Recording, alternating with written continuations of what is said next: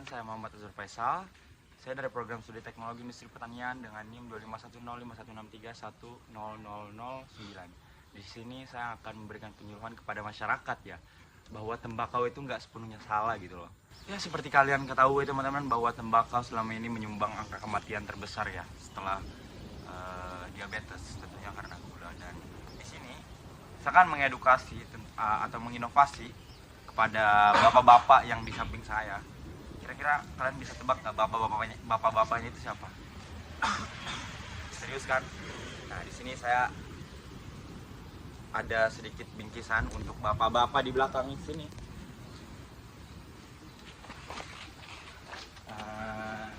Halo Pak, selamat siang. Siang. Nah, ini ada sedikit serangkaian berkenan untuk bersedia ya di interview atau diberikan suatu ide yang belum pernah ada sebelumnya mungkin karena saya. Jadi perkenalan sebelumnya, Pak, saya Muhammad Azhar Faisal, saya mahasiswa program studi teknologi industri pertanian, Fakultas Pertanian Universitas Muhammadiyah. Di sini yang seperti yang saya lihat ya, Bapak ini berdua perokok aktif ya, Pak ya? Iya. Betul? Betul. Oke. Bapak Zainal, dari tahun berapa Bapak mengkonsumsi zat-zat yang berbahaya seperti nikotin? Sekarang tahun berapa? 10 tahun, Pak ya? 10 tahun. Kalau Bapak, maaf Pak, Bapak Zainal. Pak Edward. Pak Edward. Maaf, ini Bapak Zainal, ini Pak Edward. Pak Edward, dari tahun berapa Pak? Kalau boleh tahu? Saya lupa tahunnya itu berapa, tapi yang di itu dari saya SMA ya sudah jadi perokok. Berarti sudah lama Pak? Iya, lumayan. Lumayan lama berarti. Bapak pernah punya keluhan penyakit nggak? Oh, tidak ada riwayat penyakit seperti itu. Oh, tidak pernah. Bapak tidak ada. Oh, berarti nggak pernah batuk ironis kayak gitu kan? Nggak pernah, cuma jangka kecil.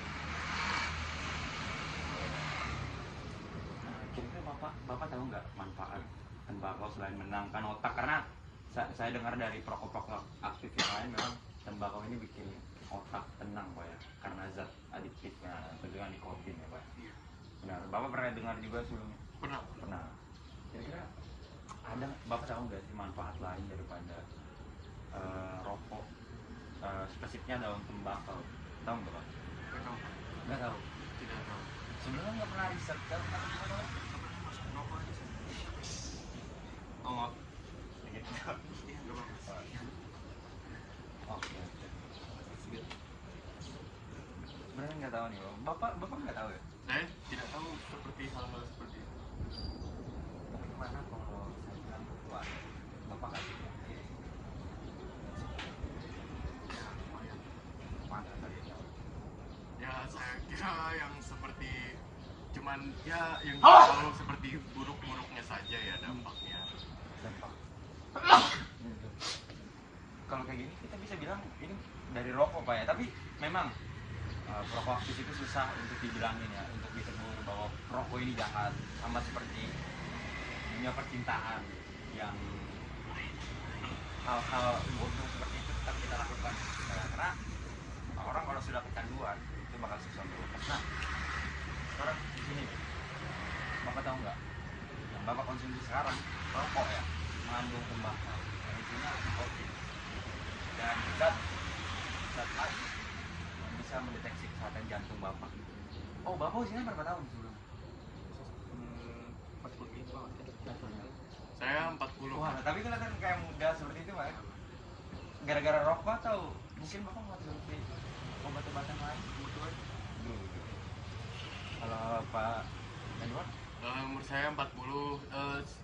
Kebetulan istri saya rajin ngajak saya treatment muka gitu loh, makanya agak awet muda. Muka Pak ya? Kenapa? Oh ya, macam sih. Tapi keseharian Bapak memang ngerokok seperti ini Pak? Sehari itu habis berapa batang Pak?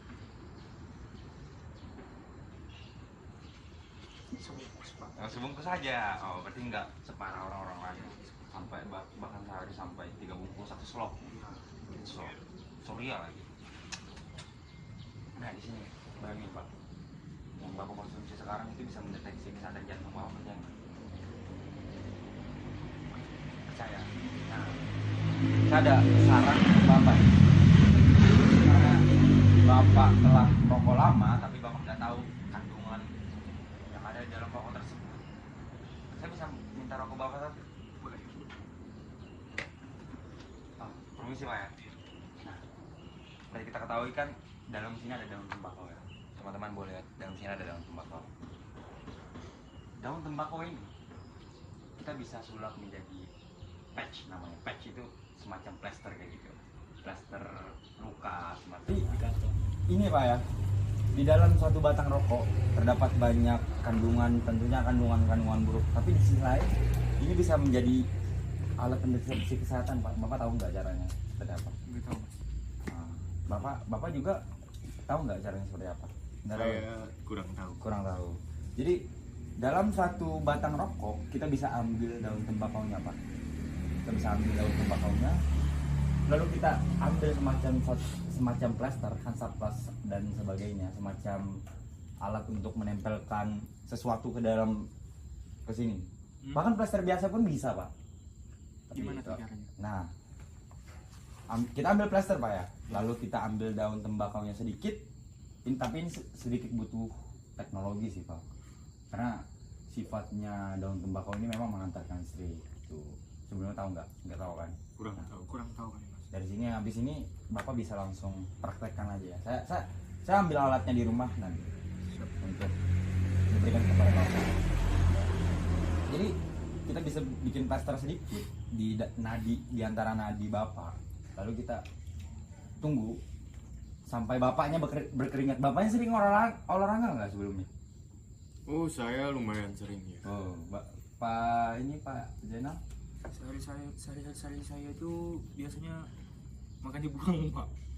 Burung. Burung. Ya. Oh, burung. Jarang juga olahraga saya pak. Oh, burung cut. Iya bercut. Ayo burung cut. Wah itu langka pak ya. Tapi kita balik lagi nih ke topik nih. Oke.